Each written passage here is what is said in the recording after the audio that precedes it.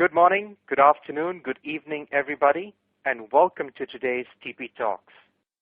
I'm honored today to host Jeffrey Burbridge from USAA on today's TP Talks.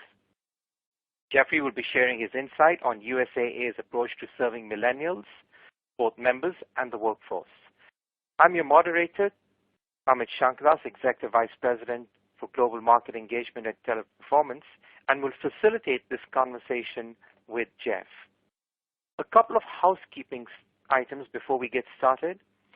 There are several related resources available for you to view and download in the resources widget on the right of your screen.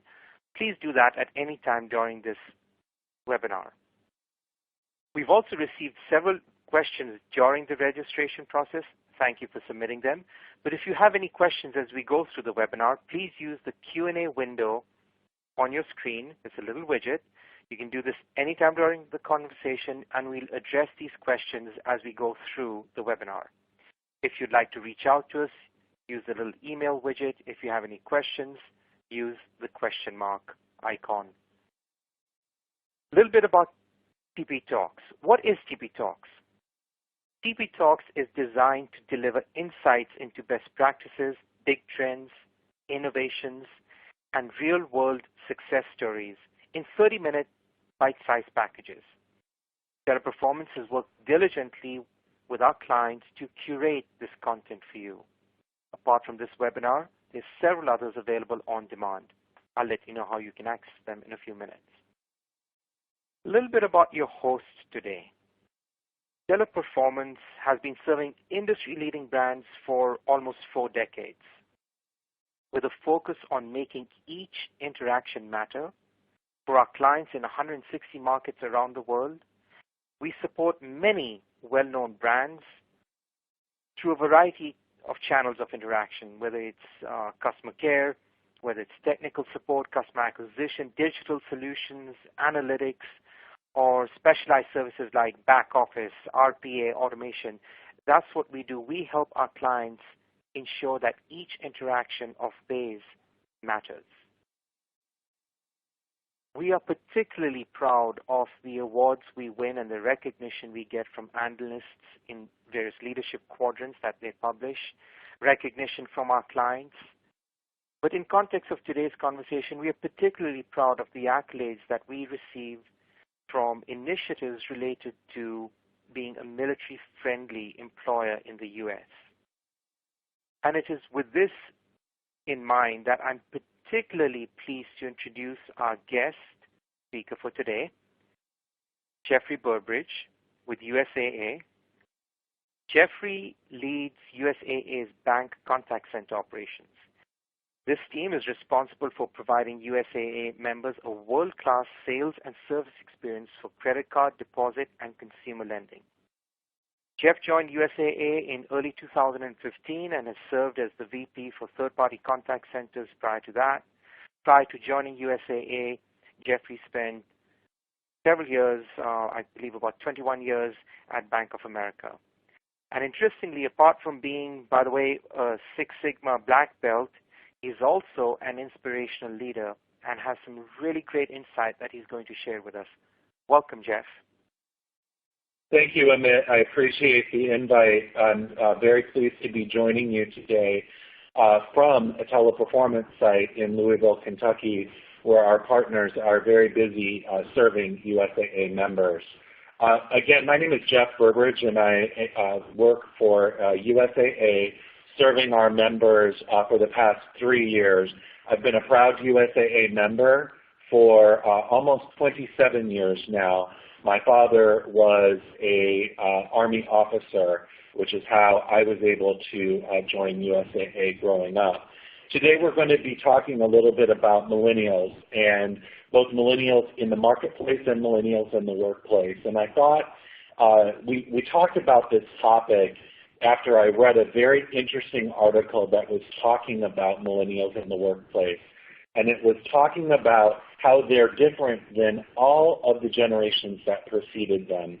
Now, I think we all want to believe that our generation is somehow different or somehow special, but this particular generation is so substantially different that it's causing disruption both in the marketplace and in the workplace as groups try to understand how to best interact with them. One really interesting statistic that I myself did not realize when we started talking about this was the fact that millennials are a third of the workplace today, but in a few short years they're going to represent 46% of the workforce. That is a huge percentage of workers that are out there, and we need to adapt. There's also a really strong disconnect between what millennials say that they value as compared to what their managers value.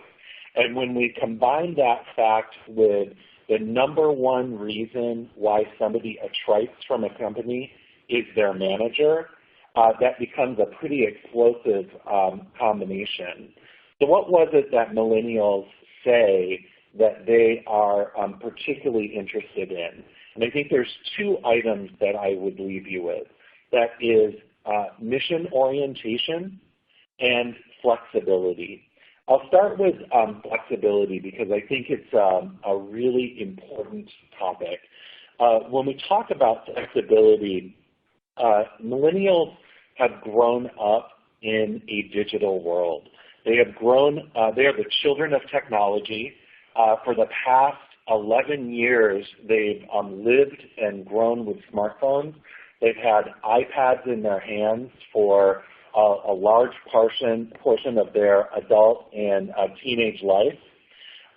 They are very tech savvy, and what they also see is they see the gig economy as being a really critical component of how they consume services. And so as a consumer, they're very likely to switch, and they don't give their brand loyalty very quickly.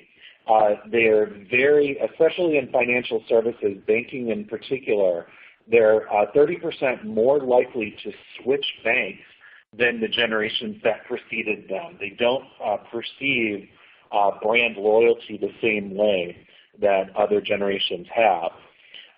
If they look at pay and we look at benefits, there are things that they value differently than preceding generations. They were half as likely to place an emphasis on high pay versus flexibility, and flexibility to work when they wanted to as compared to when traditional work hours were out there.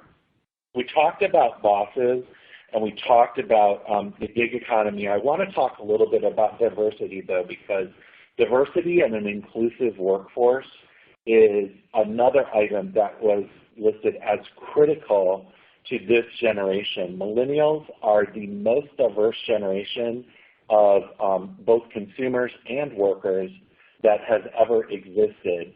40% of the millennial workforce population is non-white, and they look at companies to be leaders in diversity and inclusion. And if they perceive that the company that they work for is not reflecting their value of diversity, then they're less likely to want to engage, and they're more likely to attrite. We talked a little bit about social media and how it is so critical for a company not just to engage with a millennial via a social platform. It can't be as simple as pushed content. They're really looking to see their peers or their influencers to drive that content. How is the brand being driven organically versus being driven episodically by marketers? And so these are things that just seem to come up time and time again. But I'll switch from flexibility and some of the workplace items into mission orientation, because this is very clearly something that they say is very important to them. They're looking for a social purpose. They're looking for work that is meaningful. And they're looking to make a difference in the world that they live in. And so having a company that purports some purpose and serves either a higher purpose or some sort of common purpose that they perceive as being important is very critical. Amit? Yeah, Jeff, it's interesting, your last comment, because for 96 years, USAA has been driven by the same purpose. And I know this is core to who USAA is, and how you recruit, how you train, how you employ people, how your outreach, everything seems to be driven by this. Paint a little color for us, paint a little picture for us, if you will, on what that sense of purpose means to you and how it manifests itself at USAA.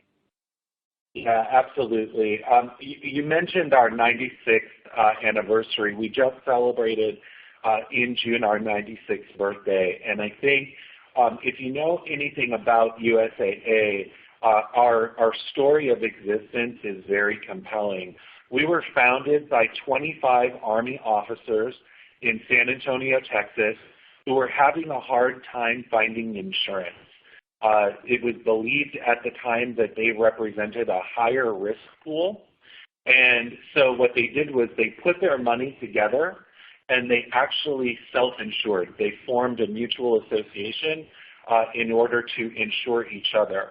And then they went out, and over the years, that association has grown. And so we've seen our mission evolve over the years to what you see on the screen today. The mission of the association is to facilitate the financial security of its members, associates, and their families through provision of a full range of highly competitive financial products and services. In doing so, USAA seeks to be the provider of choice for the military community. I think this is something that when we talk about millennials in the workforce and we talk about having a compelling mission, one of the things, I read an article, it's actually very recent, just published in the Harvard Business Review journal, the date July, August of 2018. And there's an article that actually talks a little bit about having a purpose-driven organization. And it actually references USAA and USAA's contact centers. One of the things that they talk about is turning an authentic message into a constant message. So one of the interesting things of USAA's culture, and I heard this when I interviewed there, but I've seen this time and time again, every meeting is begun with the mission. We start talking about the mission. We talk about the mission statement. We talk about very specific things that we've done, whether it's a moment that mattered or whether it's a nonprofit that we supported, whether it's an interaction with a member that they had or perhaps an interaction they had themselves. Every meeting culturally at USAA begins with the mission.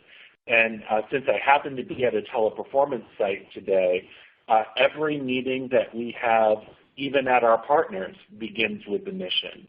And it's really just a core component of who we are. And what the article really talks about is, as authentic as your message is, if it's not constant, if it's not intertwined into your corporate culture, it will not be perceived as being truly authentic. And I think when we talk about millennials in the workplace, they're really looking for that authenticity. They're looking for that purpose and want to feel like they're making a difference. And when I speak about the 13 million or so USAA members out there, many of whom who have served our country, and they've served with honor in any of the armed forces, that makes me very proud, especially coming from a military family myself. And it makes me want to work harder. It makes me feel like I want to do more for those members. So it's a very integral part of our culture. It's who we are, and it's not just a talk, it's a walk. And so that's like I said, a really key part of our culture that millennials really gravitate towards. Jeff, talking about the workforce and the fact that millennials will represent 46% of the workforce coming up in the next few years. When you think about millennials, the oldest are in their late 30s, the youngest are in the early 20s. They probably have a different sense of what they are looking for in a workplace. So from USAA's perspective, what have you done to adapt both on the front end of recruiting and on the retention end? What have you folks done to accommodate for a millennial workforce? Yeah, absolutely. I mean, I think, first of all, hire and profile. We hire to culture at USAA. I was actually doing some information sharing with another company, and we were talking a little bit about some of the questions that are asked within their surveys of employee satisfaction. And they asked a question around, is this a job, is this a profession, or is this a calling? And that really kind of blew my mind because when I think about the people that we interview and the people that are most successful at USAA, millennials or otherwise, we really do look for folks that have that military affinity, and we find that that's one of the single greatest predictors of success. It just so happens that aligns neatly with what millennials value. And when we're able to combine that with a fun and flexible work environment, so if you've ever been to USAA's campus, it's a city unto itself. There's a lot of facilities that are available to workers, whether it's fun facilities, gym facilities. We really engage people on how to become healthier and live a healthy lifestyle, which is important to millennials. But flexibility is something, and this is something that we're really talking quite a bit about. How do we create a flexible environment that still serves our members? And one of the things that's not widely known is the fact that we have a very large work-at-home contingent. And so we have a number of people that are able to serve members while working from home. And if you think about, say, a military spouse who perhaps is PCSing, changing station from one location to another, the ability to take their job with them and to take their flexible job with them in a meaningful way can mean a great deal to them. And as they see that, that again contributes to the mission. Some of the things I think that are emerging trends are, we talk about the gig economy and perhaps the Uberization of the workforce. How do you not just compel people to come in based on mission, but you're able to create a financial reward for them that is compelling as well, based on your actual needs. So we think surge pricing in the Uber model. Well, there's a lot of ways to do that. And I think many companies are still figuring that out. And if I'm being transparent, I don't know that even we've figured that out yet. But definitely something that we're looking at. When we talk about perks and benefits, though, what's interesting is that this is a generation that has lived with a level of instability that is greater than many others as well. As we went into the Great Recession, a lot of things that people perceived as promises, if I go to college, I'll get a great job, I'll be able to move out, I'll buy my home. These are not necessarily things that this generation has valued because they've seen how that value can be diminished by forces that are outside of their control. And so the irony is that some traditional benefits like great health insurance, 401ks, matches, things like that, some of those are items that millennials actually value more. But there's also non-traditional benefits that are out there, like subsidized cafeterias, health clubs, being able to participate in those mission-oriented events that also become really important to them. And so it's truly a balance out there for the millennials. Thanks, Jeff. And we've got a couple of questions about specifically around perks and benefits, so I appreciate your addressing that too. Let's switch gears slightly and talk about the other side of the equation, and this is around you're serving millennial customers. And maybe I'll start with a question that was submitted during the registration process. And the question is, what is the single biggest and most powerful thing that you have recognized about today's millennial consumer? When we talk about the consumer, I think the thing that really sticks with me is about brand loyalty and how, I guess the word is low it can be. They're very quick to switch. And, one bad experience can become amplified via social media to a degree that is greater than previous. I joined USAA because my father told me I would join USAA. The word of mouth was very strong by the military police officer, major father in my household. Okay? Great. That's one word of mouth. In 1987, that was how things got amplified. In 2018, you'll see items go viral on the web because something went wrong in a supply chain, something went wrong in a customer experience, whatever it happened to be, and it can get so amplified to the point that it becomes deafening. And it's that type of item, whether it's amplified via social media or other mechanisms, YouTube, et cetera, that it becomes really, really critical in millennials deciding, I'm going to do business with you. In many cases, switching from your brand is as simple as downloading an app, and that's how they switch. And so if we consider social media, one of the things I love about USAA is that we have a lot of brand advocates. And I don't have to necessarily share our story. I can walk around with a USAA shirt on, and I guarantee you I will have members that will walk up to me, and I've been a member for 40, 50 years, and they'll tell me about it. And when millennials hear that, that conveys that sense of genuineness to them that I think is so important.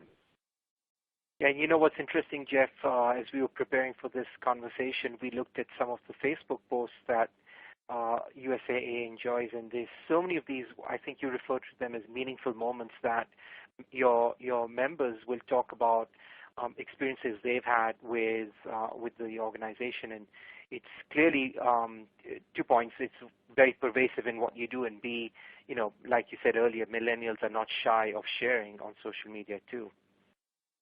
Now, and I think one of the things that always strikes me is how do you become the story favorably without ever having told the story? How do you create that moment that matters? For your members, for your customers, without you ever having broadcast it. That's where I think millennials really turn their heads and listen. Yeah, no, it is a different paradigm here. So you have your in-house centers, you use third-party providers, you have an ecosystem that goes not just in terms of customer care, but in terms of your products and services. You have an ecosystem that's really expansive beyond what you, so to speak, directly control. How do you build this culture when you talk about the mission-based culture, the mission-based, purpose-driven culture? How do you extend that across and beyond the USAA ecosystem? Yeah, absolutely. It's a great question, and I think it's even relevant just to where I'm located today. So I happen to be with my teleperformance partners in Louisville, Kentucky, and one of the things that we're very careful to do is we don't just hire our employees to culture, but we select our partners to culture. And we want to make sure that that people model that we drive permeates our entire chain, because if it breaks down anywhere, that can create that moment that didn't matter to a member, and that just can't work. I think I talked a little bit about the mission and how it begins our meetings, but taking it a couple steps further, some of our contact centers are staffed by third parties, and we have a number of different partners that are out there. Last week, our partners hosted a series of volunteer events across the country in 15 different locations, focusing on the military communities where they serve. So here in Louisville, they partnered with an agency driving out what we would consider to be the mission for themselves. And so I think it's that level of engagement when you're able to transcend the four walls of your internal brand and bring it to your partners, that you really, really get a level of commitment that is beyond what you would normally get from an employee. As a result, we do see lower attrition and stronger results across the board. And remember, this is largely a millennial workforce.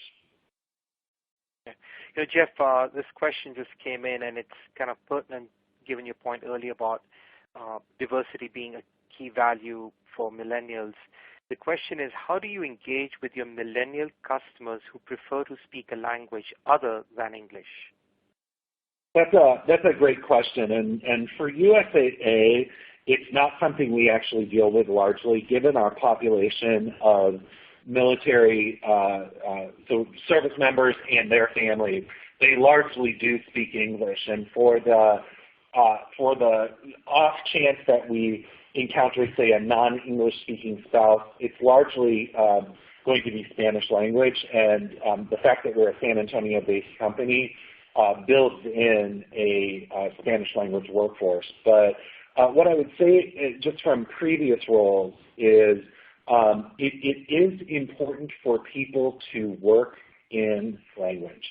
And whether you are serving a Spanish-speaking population in the U.S. or candidly it could be an international population or a domestic population in another country, it's important that you're able to engage in their language and speak not only the words but convey the contextual meaning.